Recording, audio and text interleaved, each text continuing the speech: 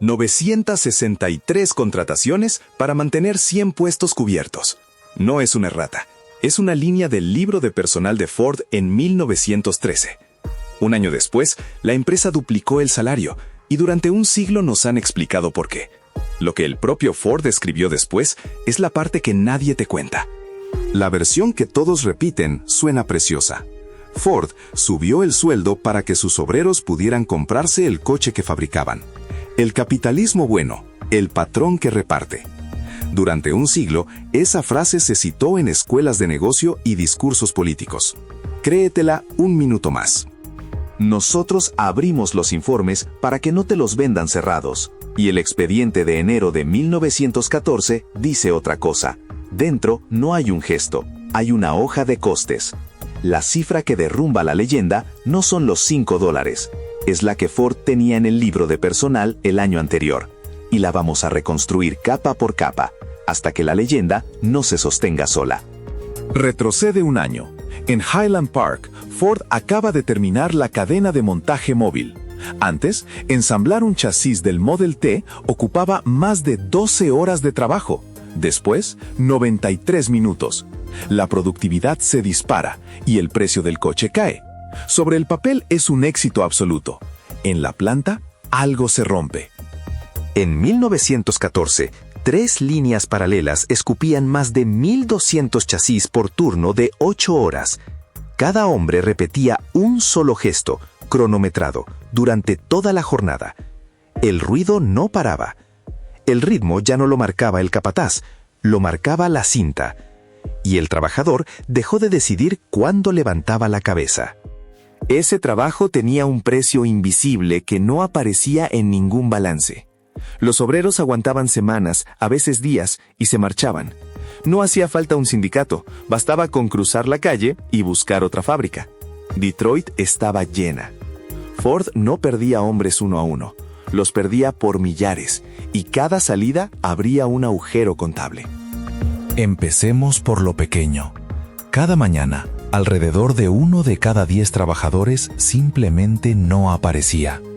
Un 10% de absentismo diario obliga a tener hombres de sobra esperando en la puerta. Y con una cadena de montaje, un puesto vacío no ralentiza una tarea, detiene la línea entera. Ahora la capa siguiente. La plantilla media de Ford en 1913 rondaba los 13,623 trabajadores. Para sostener esa cifra, la empresa contrató a más de 50,400 personas en un solo año. No hablamos de crecimiento, hablamos de reemplazo. La puerta de la fábrica funcionaba como un torniquete que nunca dejaba de girar. Divide una cifra entre la otra y aparece el número que casi nadie cita: 370% de rotación anual. Algunas fuentes lo sitúan cerca del 380 a finales de 1913. Significa que Ford renovaba su plantilla casi 4 veces al año. Y si en vez de la plantilla media cuentas los puestos que había que mantener cubiertos, sale la cifra con la que abríamos el expediente: 963 contrataciones por cada 100. Cambia el método de recuento, no cambia el diagnóstico. Ese es el cadáver que estamos abriendo, y todavía falta lo que costaba. Los contables de Ford le pusieron precio. Formar a los nuevos que la rotación obligaba a reponer costaba unos $3 millones al año, hacia 1913. Cerca de $60 por cada trabajador entrenado, cuando la jornada se pagaba a $2.34. Cada renuncia era literalmente una factura. 3 millones anuales quemados en enseñar a gente que se marchaba. Con esa factura encima de la mesa, en la dirección, alguien empezó a hacer una cuenta distinta. 5 de enero de 1914. Ford y su vicepresidente, James Couzens, convocan a la prensa. El mínimo pasa a $5 por una jornada de 8 horas. Antes se pagaban $2.34 por 9 horas. Más dinero por menos tiempo. Los periódicos hablaron de milagro. El expediente dice: reajuste contable. Primera línea de la letra pequeña. Técnicamente, el salario no subió. El sueldo base siguió intacto, en esos $2.34. Los $2.66 restantes llegaban como participación en beneficios. un bonus. Y un bonus, por definición, es dinero que la empresa puede retirar cuando decida. Más de la mitad de la cifra famosa era condicional. ¿Condicionado a qué? Para cobrarlo, había que superar el filtro del departamento sociológico de Ford. Hombres mayores de 22 años, 6 meses de antigüedad en la casa, nada de alcohol, nada de realquilar habitaciones a otros obreros, y una obligación explícita de ahorrar. Buena parte de la plantilla no calificaba el primer día. Para verificarlo, la empresa puso unos 50 inspectores a visitar las casas de sus trabajadores. Entraban, miraban la cocina, preguntaban por las cuentas familiares y por la bebida. Si el informe salía mal, el bonus se suspendía. El salario más famoso del siglo XX venía con un inspector en el salón y con una lista de excluidos. Los excluidos tienen nombre y tienen fecha. Las mujeres quedaron fuera del plan hasta octubre de 1916, casi 3 años después del anuncio. Cobraron el sueldo viejo mientras el mundo entero elogiaba el nuevo. Y como el bonus solo empezaba a los 6 meses, cada recién llegado trabajaba medio año a la tarifa antigua para tener derecho a la famosa. Mirado desde el libro de costes, el mínimo de $5 también era un contrato de permanencia disfrazado de regalo. Ahora el detalle que casi nadie conecta. La jornada de 8 horas no la inventó Ford. Ya existía en otras industrias y en la agenda sindical desde el siglo XIX. Ford la adoptó porque le cuadraban las cuentas. Con 8 horas caben 3 turnos exactos en un día. La misma planta, un turno más, sin levantar un solo edificio nuevo. Los resultados llegaron rápido.